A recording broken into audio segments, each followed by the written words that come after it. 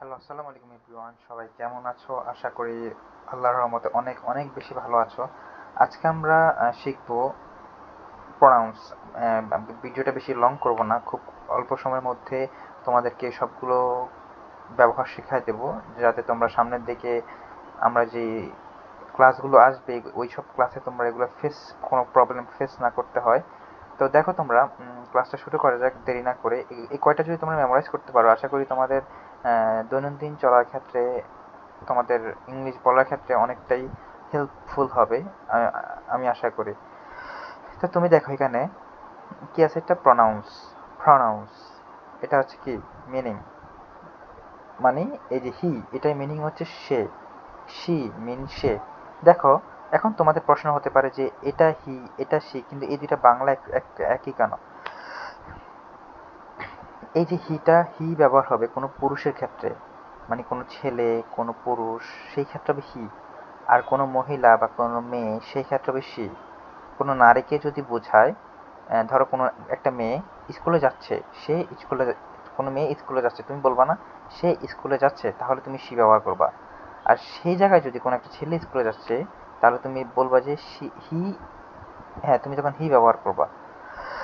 ওকে, ছেলেকে বোঝাতে গেলে হি, আর মেয়েকে বোঝাতে গেলে সি। এখন আসো 3 নাম্বারটাতে আসো, ইট। ইট মিন এটা। আমরা বলি না এটা আমার বই, এটা আমার বাড়ি, এটা আমার গাড়ি, এটা আমার গরু, এটা আমার ছাগল, এই সেই ক্ষেত্রে হবে ইট। ইট মিন এটা। ওকে। ইউ। ইউ মিন হচ্ছে তুমি বা আপনি। তুমি, আপনি, তোমরা বোথ কারেক্টেড।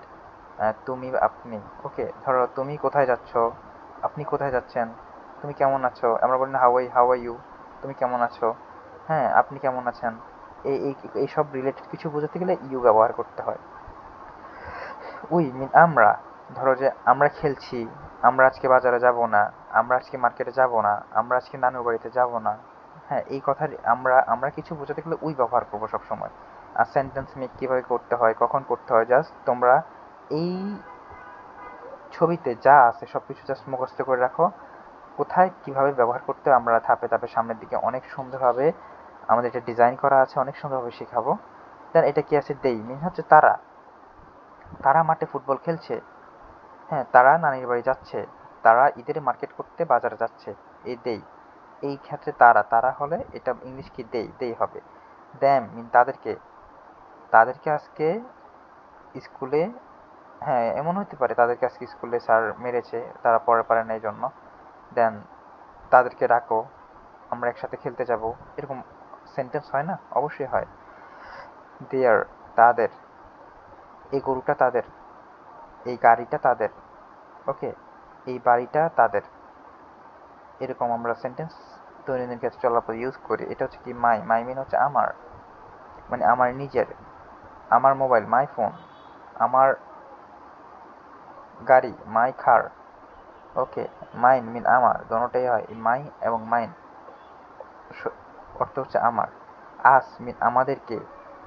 আমাদেরকে, আমাদেরকে আজকে খেলতে যেতে দিবে না।